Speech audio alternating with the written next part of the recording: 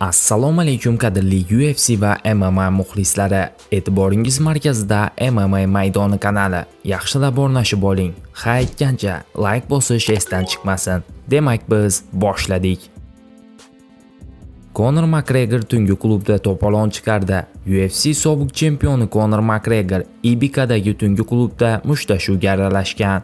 The Sun'dagi videoga ko'ra, Makgregor bir kishiga 2 marta zarba bergan.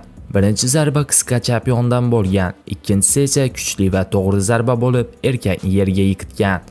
Makgregor uning yonidagi guruhi bilan birga vaziyatni kuzatgan, boshqa mijozlar esa hayrat bilan qaragan. Jabrlanuvchi klubdan chiqarilgan, Makgregor esa kechani davom ettirgan. Klubdagi guvoh shunday dedi: "Aniqki kimdir Conorni asabiylashtirdi." U esa shunday javob qaytardi: "O'sha yiqilgan odamni keyin ko'rmadim. Conorga esa hech nima bo'lmaganligi aytilgan." Islam Makhachev yaqin orada faoliyatini yakunlash haqidagi xabarlarga raddiya berdi.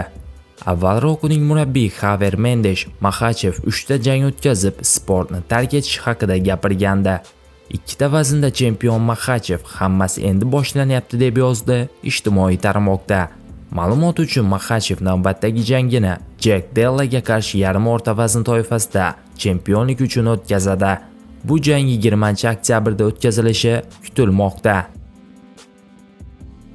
Bugungi yangiliklarimiz shulardan iborat edi. Video sizga ma'qul kelgan bo'lsa, bir dona like bosishingizni va kanalga obuna bo'lishingizni so'rab qolamiz. E'tiboringiz uchun katta rahmat. Bizni kuzatishda davom eting.